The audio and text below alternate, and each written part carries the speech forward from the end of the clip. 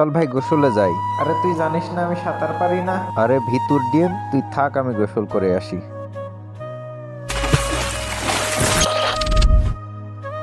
আরে এখানে দানবটা কে? আর আমি এত ছোট হয়ে গেলাম কিভাবে? ওই ভাই, ওই মনু, নিচে নিচে। আরে আমি ছোট হইলাম কিভাবে এত? আমি বলছি, যে এই নদীতে নামে সেই ছোট হয়ে যায়। কিন্তু কেন? এসব আমরা জানি না। তোমরা সবাই ওই দানবের জন্যই এই ছোট হয়েছো।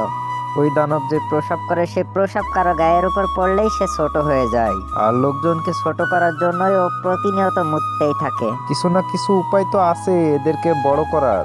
হ্যাঁ, ওর বড় ভাই আছে। চলে আসো আমার সাথে।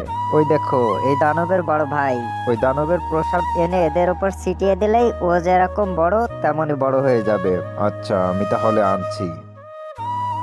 এই দানব, এই নে পানি, পানি খা আর তাড়াতাড়ি প্রসাব কর। আমি পানি খাবো, তবে পানি খাওয়ার আগে খাবার খাবো। আচ্ছা, তুই এটা খেয়ে নে। আমি ফল খাই না, আমি মাংস খাই। আ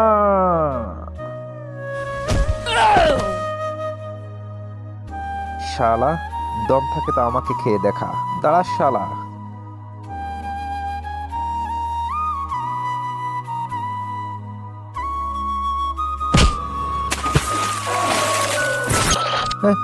আমি এত ছোট হয়ে গেলাম কিভাবে? হা হা হা, এবার তোরে খামু আমি। না না না, আমাকে খেও না। ওকে, তোকে খাবো না, কিন্তু তোর একটা কাজ করা লাগবে। ওকে বল, আমার হাতের উপর তুই মুতে দে।